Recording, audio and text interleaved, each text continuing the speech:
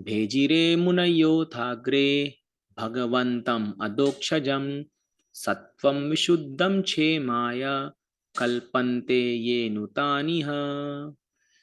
Yes, पढ़िए कोई अनुवाद तात्पर्य। हरे कृष्णा, कोई पढ़ना चाहता है? हरे कृष्ण हरे प्रभु जी। कृष्णा प्रभु जी। हाँ, पढ़िए माता जी। पूर्व काल में समस्त महामुनियों ने श्री भगवान की सेवा की, क्योंकि वे प्रकृति के 3 गुणों से परे हैं। उन्होंने भौतिक परिस्थितियों से मुक्त होने हेतु और फलस्वरूप परम लाभ प्राप्त करने हेतु श्री भगवान की पूजा की। अतएव जो कोई इन महामुनियों का अनुसरण करता है, वह भी इस भौतिक संसार से मोक्ष का अधिकारी बन जाता है। यस माता, पढ़िए तात्पर्य।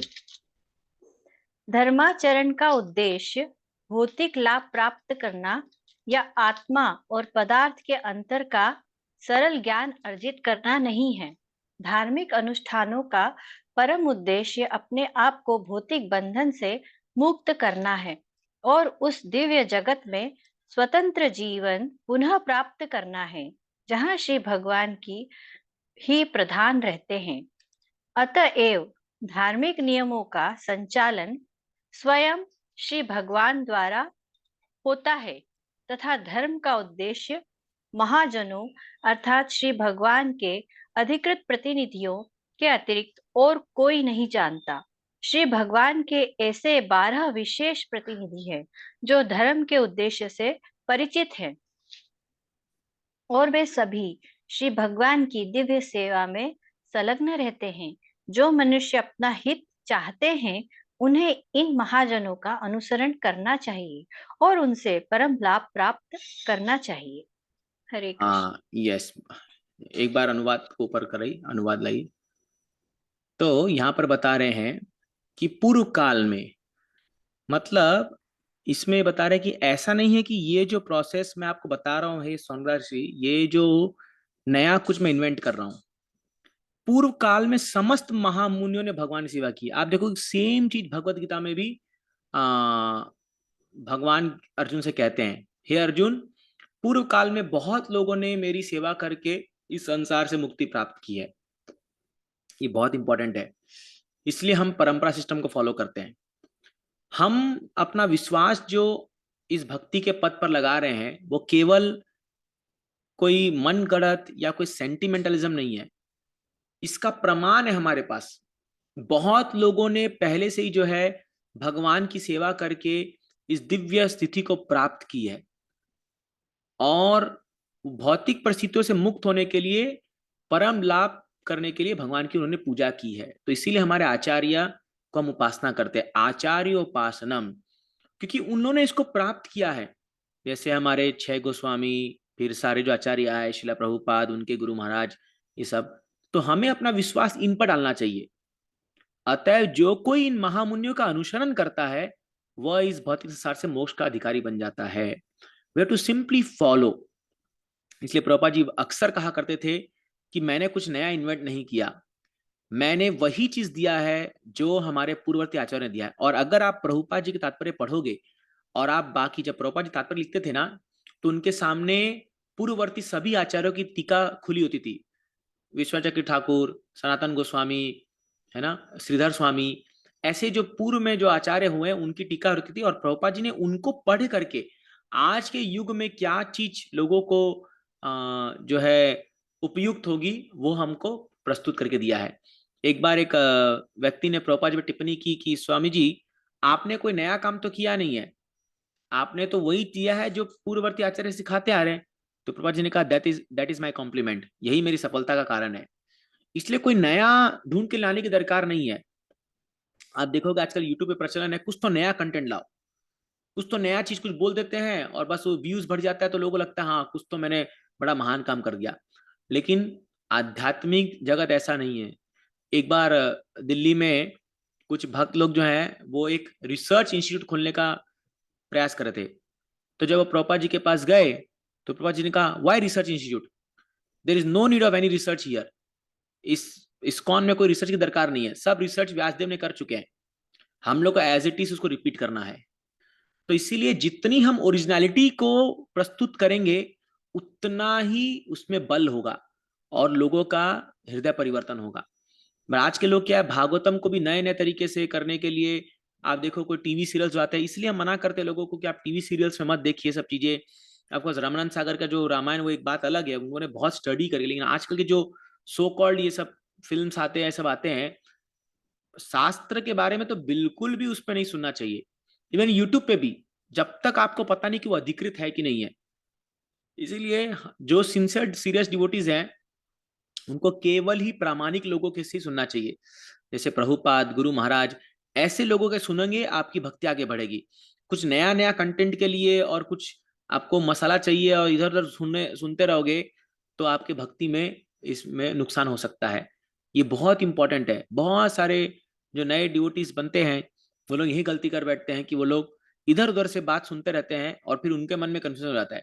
क्योंकि आप एक बात जान के रखिए, अभी हम लोग जो भक्ति कर रहे हैं उसका पूरा आधार है हमारा विश्वास, हमारा फेथ। अगर ये फेथ में गड़बड़ी आ गई ना, सब कुछ हिल जाएगा, सब कुछ। इसीलिए ये फेथ को बहुत सोच समझ के हमको लगाना चाहिए। अगर हम शिला प्रभुपाद पे फेथ डाल रहे हैं तो उन पर ही डाल के चलते रहें बस, और रिजल्ट आने तक का वेट करें। नहीं तो क्या होगा, ये हम जो है भटक सकते हैं आध्यात्मिक मार्ग पे, है ना। तो इसलिए यहाँ प्रभुपाद जी बता रहे हैं कि धार्मिक अनुष्ठानों का चरम उद्देश्य अपने आप को भौतिक बंधन से छुड़ाना है। हाँ, तो केवल ये जान लेना कि मैं शरीर नहीं, मैं आत्मा हूं, यही काफी नहीं है।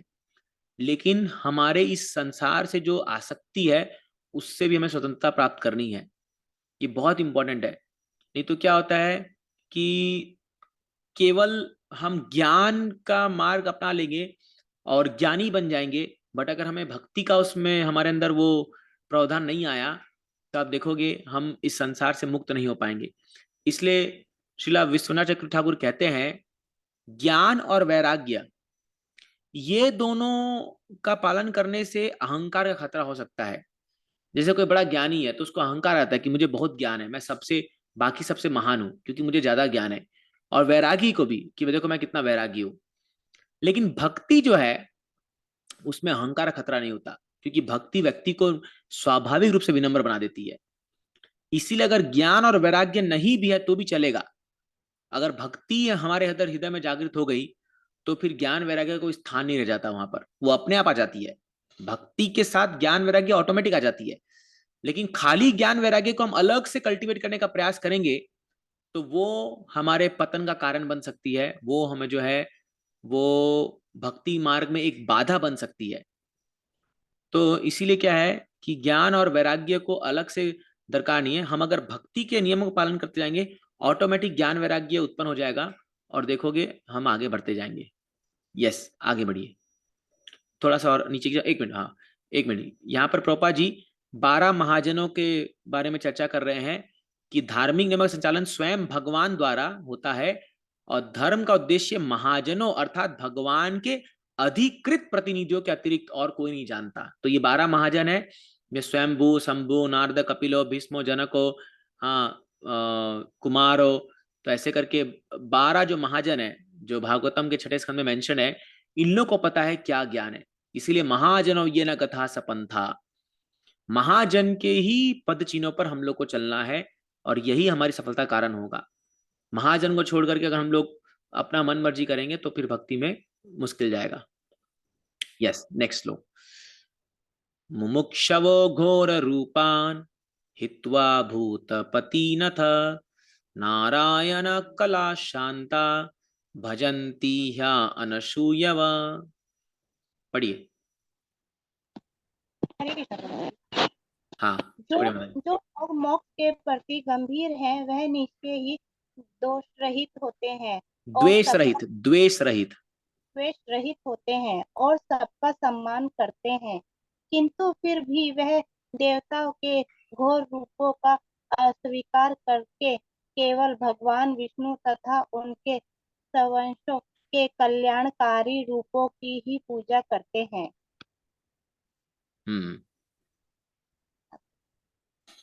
पूर्ण पुरुषोत्तम भगवान श्री कृष्ण जो विष्णु कोटि के रूपों में मूल रूप है, वह दो भिन्न कोटियों में अपना विस्तार करते हैं। पूर्ण या समग्र अंश तथा भिन्न अंश भिन्नांश सेवक विन्हान सेवक है और विष्णु तत्व के पूर्ण सेव्य तथा पूज्य हैं। भगवान द्वारा शक्ति प्रदान सारे देवता भी विभान है। वह विष्णु तत्व की कोटि में नहीं आते।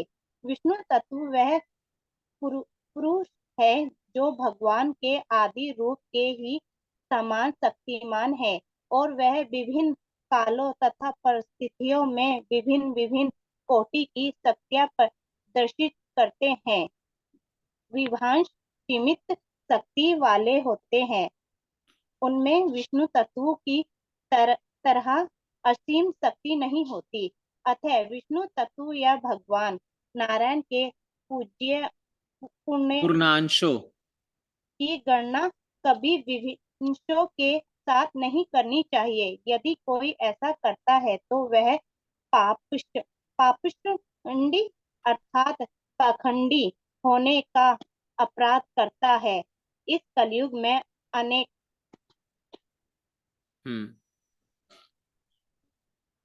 मूर्ख व्यक्ति ऐसा अवैध अपराध करते हैं और दोनों कोटियों को समान बताते हैं। हाँ, रुकिए माता जी, रुकिए। तो यहाँ पर अनुवाद प्रभुपाद जी बता रहे हैं कि हाँ, बस वेट यस, भगवान के दो अंश होते हैं, एक है विभिन्न अंश और एक है स्वांश। स्वांश मतलब जो भगवान के शरीर से निकले हुए विष्णु तत्व में आते हैं। ये बहुत इंपॉर्टेंट नॉलेज है, जानना चाहिए आपको। और विभिन्न अंश मतलब जीव तत्व। तो जो देवता होते हैं, इंद्र, चंद्र, वायु, वरुण, इवन शिव, ब्रह्मा, ये सब विभिन्न अंश है। ये सब जीव तत्व में आते हैं। आपका शिव तत्व एक अलग है, ब्रह्मा जी तक सब जो है वो विभिन्न अंश है। और जैसे कूर्म, वराह, मत्स्य, नरसिंहदेव, राम, ये सब जो है ये भगवान के स्वांश हैं, कृष्ण के।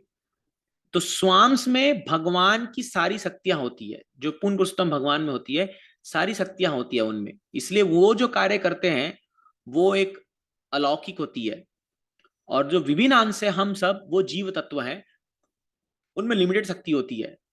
तो ब्रह्मा जी जो होते हैं वो विभिन्न अंश के सबसे ऊंचे पद पर है, जहां पर उनका जो है वो स्थान में मैक्सिमम कोई क्वालिटीज अगर वो कर सकता है तो वो ब्रह्मा तक बन सकता है, एक जीवात्मा।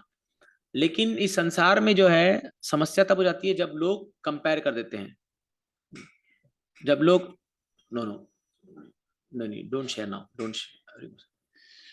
तो लेकिन जब प्रॉब्लम कहाँ आती है कि जब हम विभिन्न अंश और स्वांश को समान समझ लेते हैं, तो इसको बोलते हैं इंग्लिश में एंथ्रोपोमॉर्फिज्म।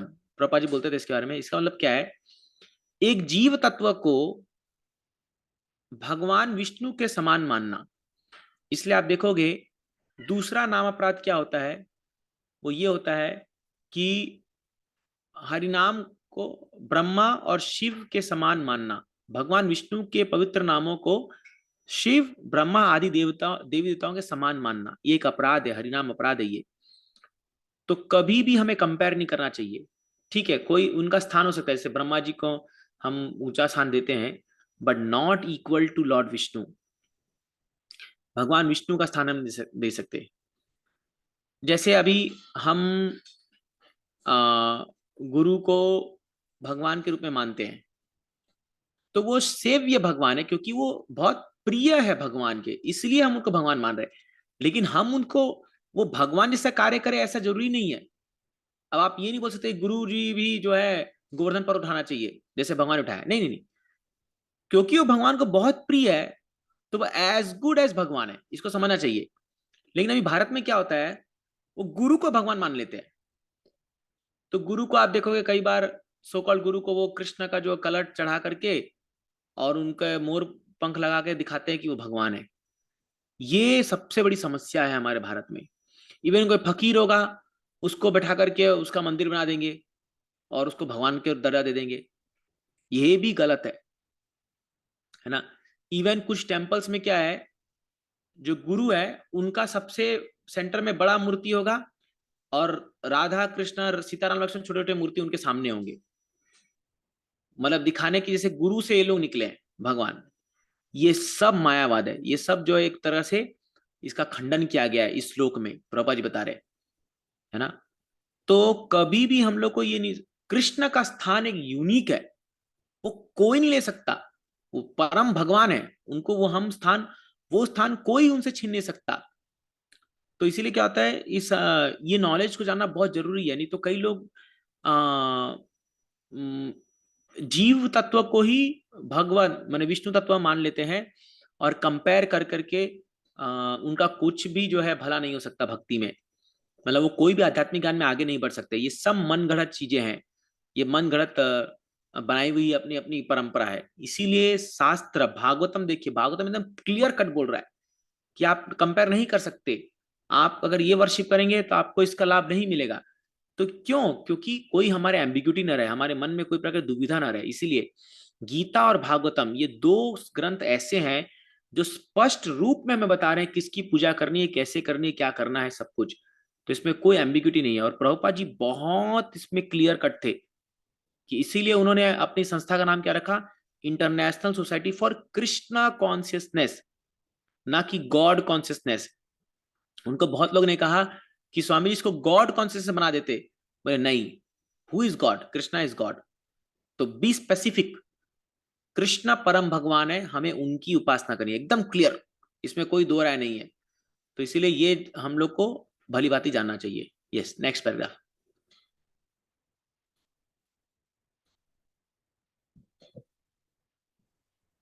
हाँ, कोई और पढ़िए नेक्स्ट पैराग्राफ। हाँ यस यस, गुरुजी, हरे कृष्ण। हाँ रीड, एक मिनट, नहीं और ऊपर और ऊपर। हाँ ये विभिन्न, हाँ पढ़िए ये पढ़िए। विभिन्न अंश, हरे कृष्ण गुरुजी। ये हाँ विभिन्न अंश अपनी अपनी भौतिक शक्तियों के अनुसार विभिन्न पदों पर आसीन है, यथा काल भैरव, शमशान भैरव, शनि, महाकाली तथा चंडिका। इन देवताओं की पूजा वे ही लोग करते हैं जो तमोगुण की न्यूनतम अवस्था में होते हैं।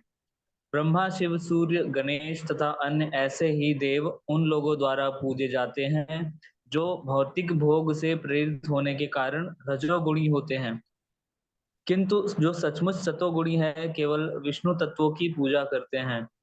विष्णु तत्वों के अनेक नाम तथा रूप है, यथा नारायण, दामोदर, वामन, गोविंद तथा अधोक्षज। हाँ, एक मिनट रुकना प्रभु।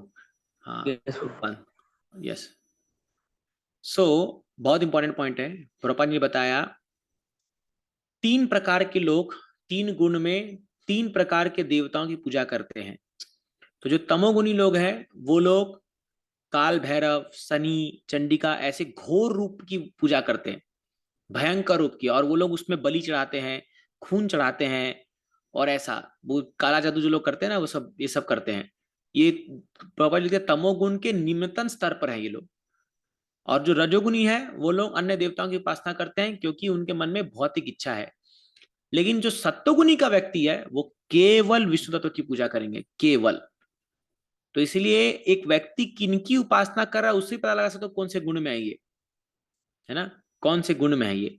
हाँ, अब यहाँ पर एक पॉइंट है कि अगर हमें अभी ज्ञान नहीं था और हम लोग पूजा कर रहे हैं किसी देवता की, लेकिन हमारे मन में कोई भौतिक इच्छा नहीं है, हम प्रेम भाव से करें, तो वो धीरे धीरे वो देवता आपको शिफ्ट कर देंगे भगवान विष्णु की पूजा में। तो इसलिए अभी क्या है, भारत में कभी कभी सब कंट्रोवर्शियल हो जाता है। आप बोल दोगे अभी ये सब के बारे में जा करके कि तुम तमोगुणी उपासक हो, तो फिर हंगामा कर देंगे लोग। लेकिन उनको पता नहीं, इसीलिए आप देखोगे 18 पुराण क्यों है, 6 पुराण तमोगुण के लोगों के लिए। जैसे अभी शिव पुराण है, अब शिव पुराण में शिव जी को भगवान बताया गया है। क्यों भगवान बताया गया है? उसका कारण है क्योंकि जो तमोगुणी व्यक्ति में उपासना करना चाहता है, जब तक वो उस देवता को भगवान नहीं मानेगा वो पूजा कैसे करेगा। जैसे फॉर एग्जाम्पल महाराष्ट्र में अगर आप गणपति जी के बारे में बात करोगे तो गणपति को लोग सब परम मानते हैं, भगवान मानते हैं। तो जब तक भगवान नहीं मानेंगे तो पूजा कैसे करेंगे हम लोग? लेकिन वो भी एक गुण के अंदर उपासना कर रहे हैं, तो उससे लिमिटेड बेनिफिट मिलेगा। हाँ, गणपति जी आपको जो है इस संसार से, भौतिक संसार से पार नहीं करा पाएंगे। हाँ, वो कनेक्ट कर सकते हैं आपको भगवान विष्णु से, और भगवान विष्णु, ये शास्त्र में साफ साफ लिखा गया है, विष्णु वीरा तरंती नहीं, मतलब भगवान विष्णु के पूजा के बिना आपका संसार सुधार नहीं हो सकता। आप इस संसार में बड़ा भोग ऐश्वर्य आपको मिल जाएगा, वो एक अलग बात है, बट उद्धार नहीं हो सकता। Nobody can take you back to God. भगवत धाम कोई ले जाने की सामर्थ्य किसी में नहीं है, भगवान विष्णु को छोड़ करके। तो इसीलिए जो सत्वगुणी के लोग होते हैं, भक्त लोग, वो केवल विष्णु की उपासना करते हैं, केवल। अब आगे प्रभुपाद जी बताएंगे कैसे उपासना विष्णु कर सकते हैं, सुंदर तात्पर्य में बताया गया है।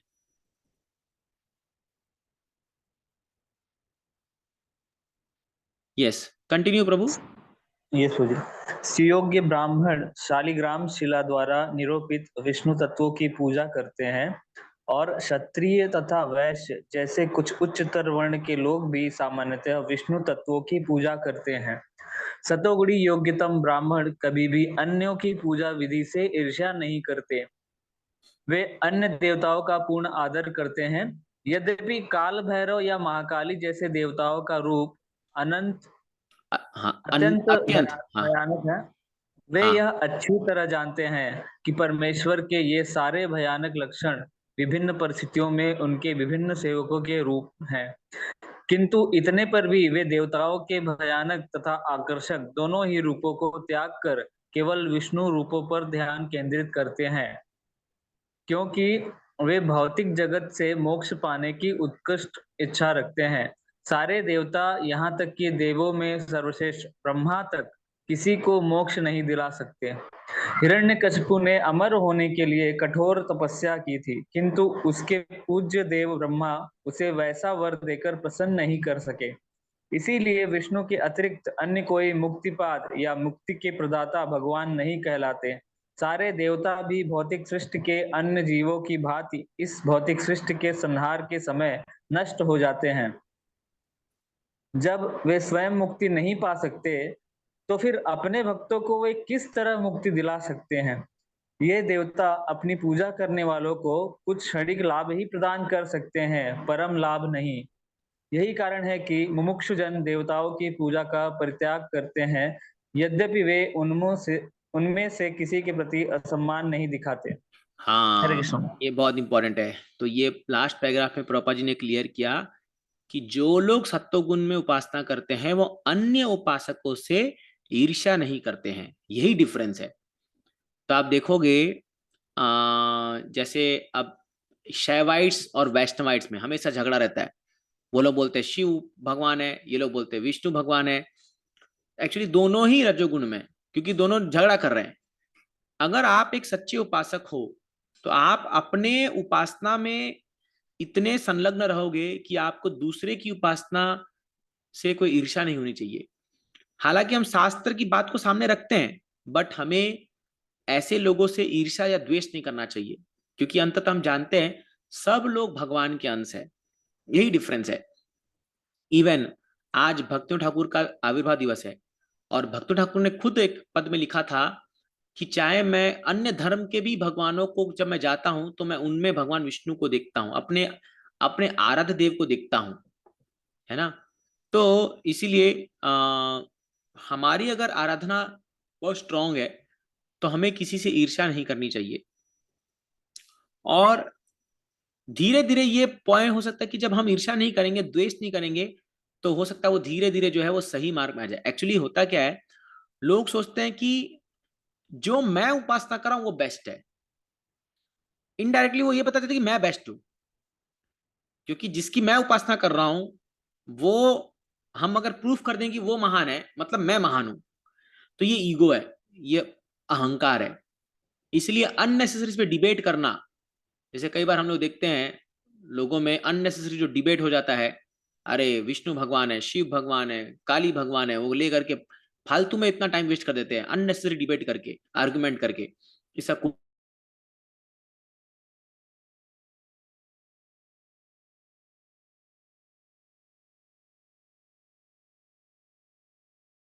सत्य पर अडिग रहना है, हमें अपने सत्य पर ये कॉन्फिडेंट रहना है, फुल फेथ रहना।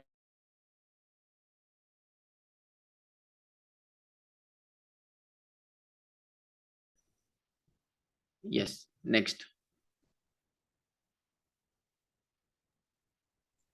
अगला श्लोक। रजस्तमा प्रकृतया समशीला भजन्ति वै पितृभूत प्रजेसादि निःश्रेयश्वर्य प्रजेप्सव। पढ़िए। हरे हरे कृष्ण कृष्ण जी। प्रभु जी। जो लोग रजोगुणी तथा तमोगुणी है वे पितरों, अन्य कमल जीवों। प्रभु एक मिनट रुको, माता जी को पढ़ लीजिए, आप पढ़ लिए ऑलरेडी पीछे। यश, हाँ माता पढ़िए। जो लोग रजोगुणी तथा तमोगुणी हैं, वे पितरों, अन्य जीवों तथा उन देवताओं की पूजा करते हैं जो सृष्टि संबंधी कार्यकलापों के प्रभारी हैं, क्योंकि वे स्त्री, धन, शक्ति तथा संतान का लाभ उठाने की इच्छा से प्रेरित होते हैं। यस, कंटिन्यू तात्पर्य। यदि मनुष्य भगवान के धाम को वापस जाने के बारे में गंभीर है, उसे किसी भी कोटि के देवता की पूजा करने की कोई आवश्यकता नहीं है। भगवत गीता 7:20-23 में ऐसा स्पष्ट कहा गया है कि जो लोग भौतिक भोगों के पीछे पागल रहते हैं, वे अपने क्षणिक लाभ के लिए विभिन्न देवताओं के पास जाते हैं, किंतु ऐसे लाभ तो अल्पज्ञों के लिए हैं। हमें कभी भी भौतिक भोग की इच्छा को प्रबल नहीं बनाना चाहिए। भौतिक भोग जीवन में उतना ही अपनाना जाए जितना जीवन की न्यूनतम आवश्यकताओं के लिए जरूरी हो, न उससे कम न ज्यादा। अधिक भौतिक भोग अपनाने का अर्थ है अपने आप को भौतिक संसार के कष्टों से अधिकाधिक बांधना। जो लोग भौतिकता में निमग्न हैं, उन्हें अधिक धन, अधिक स्त्रियां तथा झूठी कुलीनता जैसी वस्तुएं चाहिए, क्योंकि वे विष्णु की पूजा से प्राप्त होने वाले लाभ से अनजान रहते हैं। विष्णु की पूजा से इस जीवन में लाभ तो मिलता ही है, किंतु मृत्यु के बाद अगले जीवन में भी लाभ मिलता है। इन सिद्धांतों को भूलकर जो लोग अधिक धन, अधिक स्त्रियां तथा अधिक संतान चाहते हैं, ऐसे लोग विभिन्न देवताओं की पूजा करते हैं। जीवन का लक्ष्य जीवन के कष्टों को समाप्त करना है, उन्हें बढ़ाना नहीं। या एक मिनट माता जी रुकिए यहाँ। तो यहाँ पर बता रहे हैं प्रभुपाद जी तात्पर्य में, एक बार अनुवाद फिर से पढ़ेंगे हम लोग, ऊपर कीजिए अनुवाद। हाँ, जो लोग रजोगुणी तथा तमोगुणी हैं वे पितरों, अन्य जीवों तथा उन देवताओं की पूजा करते हैं जो सृष्टि संबंधी कार्यकलापों के प्रभारी हैं, क्योंकि वे स्त्री, धन, शक्ति तथा संतान का लाभ उठाने की इच्छा से प्रेरित होते हैं। यस, सो इसमें प्रभुपाद जी बहुत बता रहे, सुंदर पॉइंट बता रहे हैं, क्लोज इट। तो एक इंपॉर्टेंट पॉइंट ये बता रहे हैं प्रभुपाद जी कि जो लोग मटेरियल ऑपुलेंस या मटेरियल सेंस ग्रेटिफिकेशन के बहुत ज्यादा लालच होते हैं, लालायित होते हैं उसके लिए, वो लोग इन देवताओं से उपासना करते हैं। इसलिए आप देखोगे जो डेमिगॉड वर्शिपर होते हैं ना, ये लोग बहुत एक्चुअली कट्टर वर्शिपर होते हैं। जैसे हिरण्यकश्यप का एग्जांपल दिया गया है, क्यों? क्योंकि वो इंद्र भोग भोगने की इतनी तीव्र इच्छा है कि वो सोचते हैं जितना मेहनत करेंगे पूजा में। इसलिए आप देखो कई बार हम देखते थे सुबह सुबह 3 बजे 4 बजे उठ करके लोग जो है देवी की उपासना करते हैं, कठोर तपस्या करते हैं। कई माताएं जो है कितने दिन तक, अभी से नवरात्रि आने वाला है, 9 दिन तक कुछ खाएंगे नहीं। कई लोग पूरा निर्जला रखते हैं या खाली पानी पी के इतना कठोर तपस्या करते हैं। क्यों? क्योंकि भौतिक इच्छा बहुत प्रबल है। आप देखिए अगर उतनी इच्छा हमारे अंदर प्रबल होती भगवत धाम जाने की, तो हम भगवान विष्णु की कितनी अच्छी सेवा करते, हम कृष्ण की कितनी सेवा करते। लेकिन उतना हम प्रबल हमारे अंदर नहीं है वो डिजायर, बट इन लोगों के अंदर बहुत स्ट्रांग डिजायर होता है। और ये कन्विंस्ड होते हैं कि अगर हम ऐसे देवताओं की उपासना करेंगे तो हमारा ये सब चीजें जो है बहुत अच्छा होगा। संतान के लिए खास करके हमने देखा है कितना तपस्या करते हैं माताएं लोग, कितना सब चीजें करते हैं। तो ये सब इच्छा से प्रेरित होते हैं।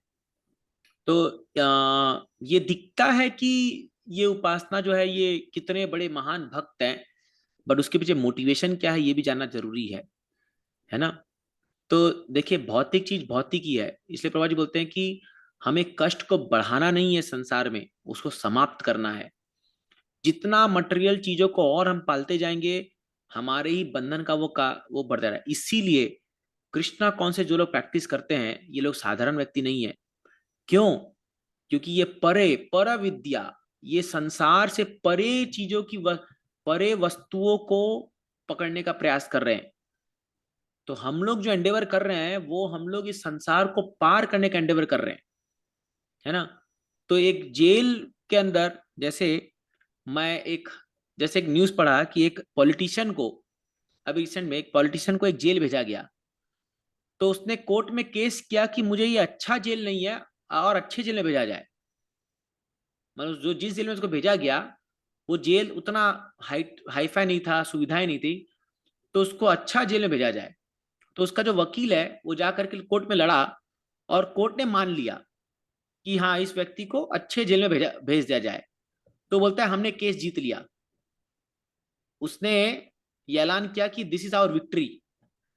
तो मैं बोला अरे क्या विक्ट्री है ये, तुम जेल में ही तो हो, बुरे जेल से ले गए तुम अच्छे जेल में चले गए, तो क्या हो गया, जेल तो है ना, तुम तो बंदी हो अभी। और वो लिख रहा है कि वी वॉन द केस, हमने जीत लिया केस को। यही हो रहा है संसार में। हम लोग 1 BHK में रह रहे थे, अभी कोई बंगला मिल गया या 2 BHK मिल गया, 4 BHK मिल गया, बोलते हैं हम जीत गए संसार को, ये दुनिया मेरी मुट्ठी में, मेरे कदमों में। अभी 50,000 का जॉब था 5 लाख का हो गया, तो हम लगता है अब दुनिया मेरी मुट्ठी में। अरे छोटे जेल से लेके बड़े जेल में गए और कुछ नहीं है जेल में ही। चाहे वो कितना अरबपति खरबपति व्यक्ति क्यों ना हो, अदानी अंबानी जो भी हो, बिरला हो, वो भी जेल में ही है ना, वो थोड़ी जेल से बाहर निकला है। लेकिन हम लोग इन लोग को देखते तो कैसा लगता है, ये लोग कितने फॉर्चुनेट है, कितने महान है, कितने ये। बट एक बुद्धिमान व्यक्ति जिसको आत्मज्ञान है वो सोचता है कैसे फंसा हुआ, ये देखो ये कैसे फंसा हुआ है। सोचिए आप, देखिए जब हम लोग शरीर छोड़ेंगे तो हमारे पास जितनी कम प्रॉपर्टी रहेगी, जितना कम वो रहेगा, हम लोग उतना आजादी से आराम से छोड़ पाएंगे। इसलिए तो बोला जाता है ना, एक ब्रह्मचारी सन्यासी के लिए कोई टेंशन नहीं होता, क्योंकि उसकी कोई संपत्ति नहीं है। हाँ आप देखिए, ब्रह्मचारी सन्यासी होता है उनके लिए कहा कि जब भी मर जाए तो कोई टेंशन नहीं उन लोग को, क्योंकि कुछ है ही नहीं, कुछ आसक्ति नहीं है, कुछ कुछ प्रॉपर्टी कुछ बनाया ही नहीं है, तो खाली एकदम। लेकिन जो लोग प्रॉपर्टी बनाए जा रहे हैं, 1 घर 2 घर 3 घर 4 घर 5 घर, वो जब छूटेगा आसक्ति तब बहुत तकलीफ होगा। तो इसीलिए गृहस्थ के लिए वानप्रस्थ जीवन क्यों बनाया जाता है, ये सब आसक्तियों को तोड़ने के लिए। एक ब्रह्मचारी डायरेक्ट सन्यासी की ओर बन सकता है क्योंकि वो आसक्ति है ही नहीं, उसके पास पहले से ही कुछ नहीं है, वो तो ऐसे ही फकीर है, उस मतलब कुछ है ही नहीं उसके पास, तो वो इजी संन्यास ले सकता है। लेकिन एक गृहस्थ तुरंत संन्यास नहीं ले सकता, क्योंकि वो इतना भोग भोगते हुए आया है, पूरा घर का सुविधा सब चीज करते हुए आया है, उसको टाइम लगता है। इसलिए 50 के बाद उसको वानप्रस्थ, वानप्रस्थ मतलब क्या, डिटैचमेंट का मोड है, वो धीरे धीरे एक एक चीज को छोड़ता जाएगा छोड़ता जाएगा। और जब वो परिपक्व हो जाता है छोड़ छोड़ के, तब संन्यास के लिए काबिल बनता है। इसीलिए वर्णाश्रम धर्म बनाया गया है। वर्णाश्रम का गोल ही है कि to detach oneself from metal, but gradually, एकाएक नहीं होगा। जो लोग अभी एकदम भाव में आके तुरंत सब छोड़ देते हैं कि अब हम सब छोड़ रहे हैं, अब ये संभव नहीं है, आप नहीं कर पाओगे। आप एक्सटर्नली छोड़ दोगे, मन से नहीं छोड़ पाओगे। तो मन से छोड़ने के लिए वो प्रोसेस है। तो अभी हम भक्ति में लग रहे, धीरे धीरे धीरे धीरे क्या होगा, जब हमारा मन भगवान में पूरी तरह रम जाएगा, लग जाएगा, तब बहुत आसान हो जाएगा छोड़ना हमारे लिए। अरे कोई कोई बड़ी बात नहीं होती है, कोई वो नहीं है। तो वही है ना, रसोवर्जम रसोपि से परम दृश्वानी वर्तते। हायर टेस्ट मिलेगा, लोअर टेस्ट छूटेगा, अपने आप छूटेगा। तो इसीलिए प्रभा जी बता रहे, इसीलिए एक व्यक्ति को उतना ही कमाइए, उतना ही अपने संसार को विस्तार कीजिए जितना आप संभाल पाए, जो आपके भक्ति में बाधक नहीं बने, है ना। अननेसेसरी जो है और करने का कोई मतलब नहीं है। हाँ कमाइए और कमाना है, लेकिन सब भगवान की सेवा में दीजिए, सब भगवान की सेवा में देना चाहिए, है ना। जैसे एक व्यक्ति मान लीजिए वो अगर 10,000 रुपए कमाता है और वो महीने में 500 रुपया दान करता है, ठीक है, तो 10,000 का 500 रुपया जो हो गया आपका 5% हो गया, ये चलो 1,000 रुपये दान कर 10% हो गया। तो 10,000 में 1,000 जो है बहुत ज्यादा है, वो 10,000 में 1,000 दे दिया मतलब बहुत दिया वो। लेकिन ये व्यक्ति 1,00,000 रुपए कमा रहा है और वो व्यक्ति अगर 1,000 देता है तो वो बहुत कम है उसके लिए। आप समझिए बात को, जितना ज्यादा आप कर रहे हैं, आप जितना आप आय कमा रहे हैं, उस हिसाब से आपको भगवान की सेवा में लगाना चाहिए। जैसे अभी एक व्यक्ति 10,000 रुपए महीना कमा रहा है और वो ला करके मंदिर में कोई 1,000 रुपए का कुछ प्रसाद स्पॉन्सर किया, तो लोग उसको बोलेंगे हाँ उसका वाह करें। लेकिन कोई 1,00,000 कमा रहा है और वो 1,000 आके देता है, तो लोग उसकी भर्त्सना करेंगे, क्या कंजूस आदमी है। समझ रहे हैं। तो इसीलिए प्रभुपाद जी बताते थे, एक बार प्रभुपाद जी ये लोग फंड कलेक्शन जब करते थे, प्रभुपाद जी डिसाइपल्स लोग, तो एक डिवोटी आए, उन्होंने हरिनाम संकीर्तन करके कुछ $50 $60 कुछ कमाया होगा, वो लाके प्रभुपाद जी को दिया। तो प्रभुपाद जी बोले वेल डन वेरी नाइस, बहुत खुश हुए प्रभुपाद जी, तुमने इतना मेहनत किया। उन्हीं के सामने हाँ तमाल कृष्ण महाराज प्रभुपाद जी को $500 ला के दिए। प्रभुपाद जी बोले दिस इज नॉट इनफ, बोले बहुत कम है ये। तो बोले अरे ये $50 दिया, आप इतने खुश हुए, और मैं 500 ला के दे रहा हूं, आप खुश नहीं हो रहे। बोले तुम दोनों की क्षमता में अंतर है, बोले उसकी उतनी क्षमता है, इसलिए 50 अपनी क्षमता से 50 कर रहा है, वो बहुत बड़ी बात है, बट तुम 5,000 कर सकते हो, लेकिन तुमने 500 ही लाया। समझ रहे, ये गुरु होते हैं। तो ये समझना होगा कि हमारी क्या क्षमता है और हम कितना कर रहे हैं। हम अगर दूसरों को देखते जाएंगे तो क्या है, ये नहीं है। अगर मेरी कैपेसिटी ज्यादा है मुझे ज्यादा करना चाहिए भगवान के लिए, देन वो फिर चलता है। लेकिन आप देखोगे कि अननेसेसरी हम होर्डिंग किए जा रहे हैं, बढ़ाए जा रहे हैं, ये बंधन में फंसे जा रहे हैं हम लोग, और कुछ नहीं है ना। देखिए, क्योंकि जो भी आप प्रॉपर्टी खरीदते हैं, आपका एक माइंड तो वहां रहता ही है। मान लीजिए आपके पास 2 या 3 फ्लैट है, आप रह तो एक में रहो, लेकिन जो दूसरा फ्लैट है उसका ना चिंतन तो चलता रहेगा, भले वो रेंट पे रहेगा, लेकिन चिंता रहेगा ना, खराब तो नहीं हो गया, कोई कब्जा ना कर ले, कैसा नहीं है। तो ये माइंड का एक ब्लॉकेज बन जाता है ये चीजें। इसीलिए जो है जीवन के अंत तक धीरे धीरे जा करके जो है सभी चीज से निवृत्त का प्लानिंग करना चाहिए। सब at the time of death, nothing of this world should belong to me, nothing nothing. इसीलिए पहले जमाने में लोग मृत्यु के वक्त घर छोड़ के चल जाते जंगल में, कि भैया अब मुझे मत ढूंढने का प्रयास करो, मैं और अब नहीं मिलना एवरीथिंग, तभी तो हम बैक टू वर्ड जा पाएंगे। तो ये प्लान, अब बताइए आज के जमाने में इस कोई बोले किसी के सामने ये, तो बोले क्या बात कर रहे हो आप, वो तो और प्रॉपर्टी बना के रखता कि बुढ़ापे में काम आएगा मेरा। अच्छा है काम आए, अच्छा है वो चीज, अच्छा है, बट इतना मत बना लीजिए कि वो आप पर ही हावी हो जाए, और आप खाली उस पर सोचते उसकी सोचते सोचते फिर शरीर छोड़ोगे, पर उसी घर में कीड़ा बन के पैदा होना पड़ेगा। तो इसीलिए ये बात प्रभुपाद जी यहाँ पर बता रहे हैं। यस।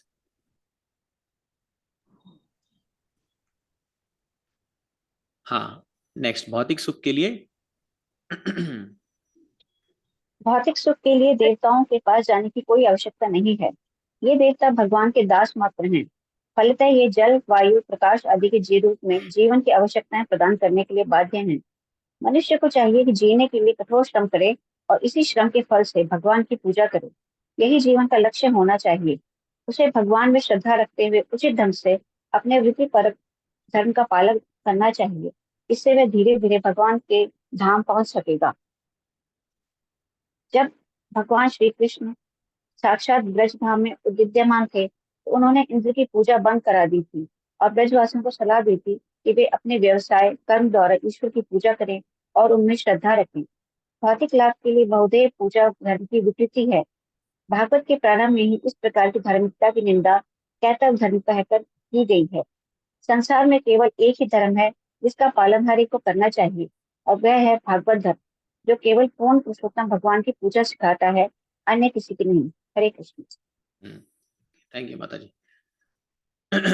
तो यहाँ पर प्रभुपाद जी बता रहे हैं कि भगवान ने भी इंद्र की पूजा बंद करा दी थी, और भगवान ने भी कहा कि मेहनत करो, अपने कर्म से भगवान की पूजा करो, और यही परम लाभ है। एक देखिए, जीवन बहुत सिंपल हो सकता है, और जो हम लोग सोचते हैं ना, ठीक ऐसा नहीं है, इसमें ये बात नहीं है कि हम अपने सिक्योरिटी के बारे में कुछ ना सोचे, फ्यूचर के बारे में सोचे, बट ओवर एक्सेस इंटेलिजेंस नहीं होना चाहिए। ये हमेशा आप देखोगे शास्त्र जो हमें एक एक बैलेंस लेके चलने को कह रहा है, और वो बैलेंस कितना है वो आपको अपने गुरु से, काउंसलर से डिस्कस करना चाहिए, कितना करना चाहिए हमको, कितना ये वो करना चाहिए। क्योंकि क्या होता है, आप देखोगे ये जो ग्रीड है, लालच जो है, ऐसी चीज हो जाती है ना, वो जितना अधिक आता है ना उतना और बढ़ता है। मैंने अपनी आंखों से देखा है चीज। जो आदमी कम कमाता है, भले वो चैन से रह लेगा 2 वक्त रोटी खा करके, और वो ज्यादा दान भी दे देगा। जो कम कमाता है ना वो ज्यादा दान दे करके और बढ़िया से भक्ति भी करके रह लेगा, लेकिन जो बहुत ज्यादा कमाते हैं ना, क्योंकि जितना ही कमाते हैं उतनी लालसा बढ़ते जाएगी, बढ़ते जाएगी, बढ़ते जाएगी, और धीरे धीरे भक्ति में बाधक बन जाती है फिर ये। तो देखिए at the end of the day हम लोग को ये सोचना है कि हमारी चेतना कहाँ जा रही है। तो ये बैलेंस करना बहुत जरूरी है। और ये बैलेंस, क्योंकि एक बात तो तय है कि भौतिक सुविधा से हमें सुख तो मिलने वाला है नहीं, चाहे कितना भी ले आइए आप, चाहे आप 10,000 करोड़ के घर में रह लीजिए तभी भी नहीं आने वाला, क्योंकि वो बना ही नहीं है। मैटर कैनॉट एंजॉय मैटर, ये चीज को याद रखिए। Matter cannot enjoy matter. भौतिक चीजों को आनंद नहीं ले सकती है। शरीर भौतिक है, ये भौतिक चीजों को दे कैनॉट एंजॉय। तो इसीलिए क्या है, कितना भी वो मैटर हो जाए, वो जैसा भी, क्योंकि चाहे अब एक सोने का दरवाजा लकड़ी का दरवाजा है, सोने का भी मैटर है, लकड़ी भी मैटर है, वो भी पदार्थ है, ये भी पदार्थ है। तो इसीलिए हम लोग समझना होगा, आध्यात्मिक वस्तुएं हमें सुख प्रदान कर सकती है, हमें संतोष प्रदान कर सकती है। तो इसीलिए हमने पहले भी पढ़ा था इसी भागवतम में कि मनुष्य की इच्छाएं जो है भौतिक चीजों के पीछे नहीं भागनी चाहिए। हमारी चेतना जो है भगवान पे लानी। हाँ, हमें भौतिक चीजें दरकार है जीवोपार्जन के लिए, वो हमें लाना है, और हमें उसको भगवान की सेवा में लगाना है। इसलिए प्रभुपाद जी कहते थे, I can use the whole world in the service of Lord. मैं भगवान की सेवा के लिए पूरे दुनिया को यूज कर सकता हूं। तो प्रभुपाद जी का, even I can use atom bomb in service of Krishna, कि मैं कृष्ण की सेवा के लिए एक एटम परमाणु बम को भी यूज कर सकता हूं। अब पता नहीं कैसे यूज करते प्रभुपाद जी, वो तो समझ में नहीं आ रहा है, लेकिन फिर भी प्रभुपाद जी ने कहा था कि I can use the whole world in service of Lord, क्योंकि प्योर ड्यूटी है, उनको खुद के इंद्र तृप्ति के लिए कुछ चाहिए ही नहीं बिल्कुल भी। तो इसीलिए क्या है, प्रयास करना चाहिए कि जितनी भी सुविधा हमको मिलते जा रही है, भगवान आपका है, आपका है, आपका है, आपसे। अब इसका मतलब ये नहीं, कई लोग सोचते हैं कि ये देखो ये लोग प्रचार करते सब मंदिर में, नहीं, आप अपने हिसाब से कीजिए ना। अपने घर को प्रोग्राम रखिए, प्रचार कीजिए, प्रसाद खिलाइए भक्तों को, और सेवा कीजिए। जो आपके आपके अपनी बुद्धि है उसे जैसे आप सेवा का आप चाहे कर सकते हैं। But when we keep serving Krishna, आप देखोगे मन प्रसन्न रहेगा और आनंद से जीवन जिएंगे, और जो है सारी चीजें भगवान करके देंगे। इतना विश्वास होना चाहिए भक्तों को कि हमारे जीवन में सब कुछ अपने आप आएगा कृष्ण की कृपा से। और नहीं आया तो ठीक है, भगवान की ये इच्छा है तो ठीक है, हम जैसी उनकी इच्छा हम कर सकते हैं। तो इसीलिए क्या है, हम लोगों को अपने जीवन को ऐसे ही सिंपल बनाना चाहिए। Simple living, high thinking. हाँ, सरल जीवन, उच्च विचार, और जीवन जो है वो एक अच्छे दिशा में आगे बढ़ता जाए। हृदय में जो है भगवान का स्फुरत होता जाए, खुद का उद्धार करें और लोगों को भी खुशियां बांटते रहें। आप देखोगे जितने लोग बल्कि ज्यादा धनी होते हैं वो ज्यादा घमंडी, एरोगेंट, और एकदम लालची, और एकदम अपने घर में उनकी नहीं बनती है लोगों से, तो दुनिया को क्या सुख देंगे। और एक भक्त निष्किंचन है, कुछ नहीं है, अपने तो आनंद में रहता है, हजारों लोगों को आनंद प्रदान करता है, हजारों लोगों को जो है खुशी प्रदान करता है, और भक्ति प्रदान करता है, और उनको साथ में लेके चलता है। कितना कुछ कर सकते हैं हम लोग जीवन में। तो इसलिए सरल जीवन, उच्च विचार, यही प्रभुपाद जी का हमें शिक्षा है। जैसे सब कुछ लेट मानस देहो गे हो जो किछु मोर, आर पिलो तू आपदे नंद किशोर। हे भगवान, मेरा मन, मेरा शरीर, मेरे परिवारजन, मेरा घर, सब कुछ आपका है, और अर्पिलो तुआ पदे, मैं आपके चरणों में इसको निछार करता हूं। और ये करके आप चलिए, आप इस जन्म में डिटैच वे में रह जी सकते हैं, क्योंकि आप अंदर रूप से आप जानते हैं सब कुछ भगवान का है। जब तक भगवान मेरे केयर टेकर में दे रखे हैं, मैं संभाल रहा हूँ। जब भगवान की इच्छा होगी ले लेंगे वापस, कोई टेंशन नहीं है, ठीक है चलेगा, मैं खुद ही भगवान का हूँ जब, तो फिर मुझे क्या सोचना है। तो यही इस भागवतम का अंतिम चीज है। हम धीरे धीरे पढ़ते पढ़ते इसी निष्कर्ष पे आना है हम लोग को। तो प्रैक्टिस करते करते करते थे ये हम तक पहुंच जाएंगे। तो आज हम यहीं पे विराम देंगे। किसी का कोई प्रश्न है, 5-6 मिनट है तो आप पूछ सकते हैं। हरे कृष्णा।